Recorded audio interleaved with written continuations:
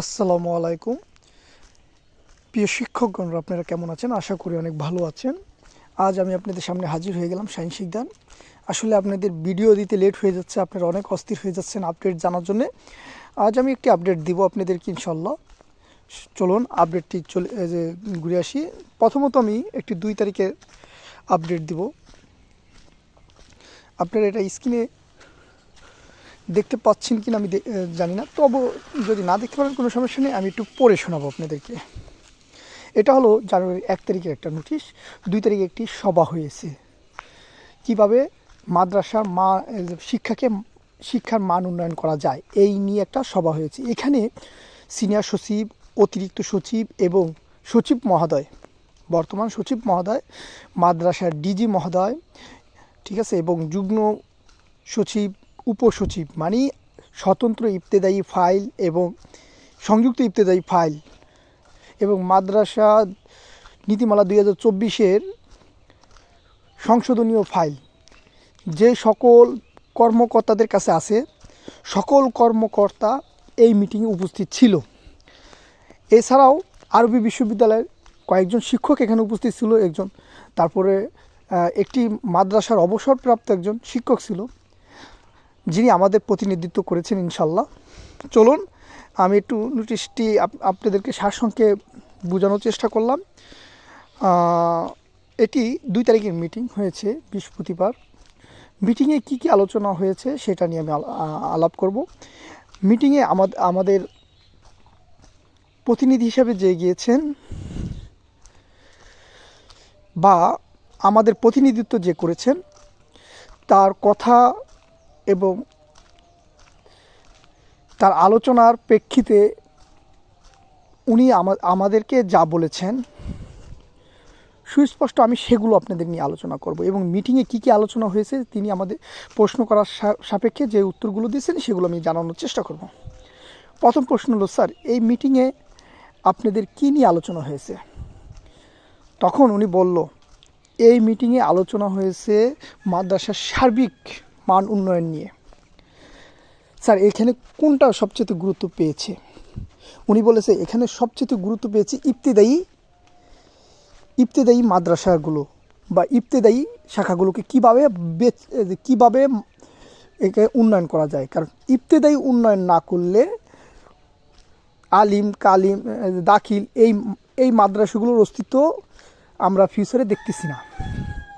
তার মানে তারা শুধুমাত্র এই আলোচনা সভায় শুধুমাত্র ইবতেদায়ীকে খুবই গুরুত্ব দিয়েছে।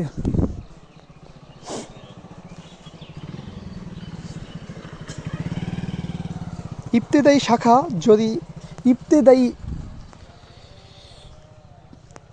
ইবতেদায়ী মাদ্রাসাগুলো যদি বেঁচে যায়, বা সংযুক্ত ইবতেদায়ী বা স্বতন্ত্র ইবতেদায়ী মাদ্রাসাগুলো আছে, যদি ইবতেদায়ী থেকে স্টুডেন্ট যদি না পায়, তাহলে উপরোক্ত স্টুডেন্টগুলো তারা পাবে না। এবং এটাকে মান উন্নয়নের জন্য কী কী দরকার, স্যার কী কী নিয়ে আলোচনা করেছে ইবতেদায়ী শাখাকে এবং সংযুক্ত ইবতেদায়ী শাখাকে মান উন্নয়নের জন্য? তিনি বলেছেন সকল ইবতেদায়ী মাদ্রাসাগুলোকে বা সকল ইবতেদায়ী লেভেলের শিক্ষকদেরকে জাতীয়করণ করতে হবে। প্রাইমারির মতন, প্রাইমারি যেহেতু জাতীয়করণ করা হয়েছে, প্রাইমারিকে 66,000 প্রাইমারি শিক্ষা প্রতিষ্ঠানকে একত্রে আমরা বেতন দিতে পারতেছি, তাহলে আমরা কেন 7-8 হাজার ইবতেদায়ী মাদ্রাসাকে জাতীয়করণ করতে পারবো না? তখন সচিব মহোদয় জিজ্ঞেস করছিল, তো এই ইবতেদায়ী মাদ্রাসাকে কীভাবে আমরা জাতীয়করণ করতে পারি? তখন ওই স্যার বলেছিল, স্যার জাতীয়করণ করা খুবই সহজ। ইবতেদায়ী একটি মাদ্রাসাও এখনও পর্যন্ত ইবতেদায়ী মাদ্রাসা নেই, যে 2টি মাদ্রাসা আছে, আলিয়া মাদ্রাসা, এই 2টা জাতীয়করণ ছাড়া আর কোনো শিক্ষা প্রতিষ্ঠানেই এখনও পর্যন্ত মাদ্রাসা জাতীয়করণ নেই। সো এখানে জাতীয়করণ, স্বতন্ত্র ইবতেদায়ীকে জাতীয়করণ করা যে প্রাইমারির মতন ঘোষণা দিয়ে দেওয়া হোক একবারে, যেমন 26,000 রেজিস্টারকে জাতীয়করণের ঘোষণা দেওয়া হয়েছে, ঠিক সেভাবে আপনি এই 8,000 শিক্ষা প্রতিষ্ঠানকে একযোগে জাতীয়করণ ঘোষণা দিতে পারেন। আর এটা যৌক্তিক কারণ আছে, যদি আপনি ইবতেদায়ী শাখাকে বাঁচাতে চান, মাদ্রাসার লেভেলকে বাঁচাতে চান, তাহলে আপনাকে এটা করতে হবে, এটা ছাড়া কোনো বিকল্প নেই। তারপরে আসলো শিক্ষকদের ব্যাপার, যে শিক্ষকদেরকেও বেতন স্কেল আনতে হবে, প্রাইমারির মতন 13 গ্রেডে বেতন স্কেল আনতে হবে। তা না হলে এর কোনো বিকল্প নেই। যদি আপনি যে মানসম্মত শিক্ষকই না পান, তাহলে মানসম্মত যে মাদ্রাসা তৈরি হবে না, আর মাদ্রাসা তৈরি না হলে ছাত্রছাত্রী তৈরি হবে না, মানুষের আগ্রহ আরও কমে যাবে।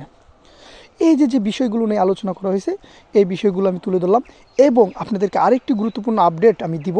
সেই আপডেটটি শোনার জন্য আপনারা এতক্ষণ অপেক্ষমান ছিলেন। সেই আপডেটটি হলো, এখন সংযুক্ত ইবতেদায়ী এবং স্বতন্ত্র ইবতেদায়ী ফাইলটি এখনও শিক্ষা মন্ত্রণালয়ে রয়েছে। কার কাছে রয়েছে? এইখানে যারা উপস্থিত আছে তাদের কাছে রয়েছে। ঠিক আছে, এইখানে সবাই উপস্থিত ছিল এবং তারা একটা মিটিং করেছে এই ইবতেদায়ী ফাইলকে বা সংযুক্ত ইবতেদায়ী ফাইলকে বা যে মাদ্রাসা সংশোধনীয় 2024 সালের ফাইলটিকে কিভাবে ছাড়া যায়, হ্যাঁ, কীভাবে অনুমোদন করা যায়, এটা নিয়েও আলোচনা হয়েছে। ঠিক আছে, এখনও শিক্ষা মন্ত্রণালয়ে আপনাদের ফাইলটি রয়েছে, আপনারা যোগাযোগ করতে পারেন। ঠিক আছে, আমি এতটুকু বলতেছি। আর যোগাযোগ করার জন্য আপনাদেরকে বাধ্যও করবো না, আপনারা ইচ্ছা করলে একটু যোগাযোগ করে দেখতে পারেন। আমি সত্য বলছি না মিথ্যা বলছি। আপনাদের প্রজ্ঞাপনের জন্য ফাইল সম্পূর্ণ রেডি হয়ে রয়েছে। যে কোনো মুহূর্তে আপনাদের প্রজ্ঞাপন চলে আসতে পারে, এই মাসের মধ্যে ইনশাল্লাহ আশা করা যায়। বাকিটা তাদের সদিচ্ছা। তাহলে আজ রাখি। আল্লাহ হাফেজ। আসসালামু আলাইকুম।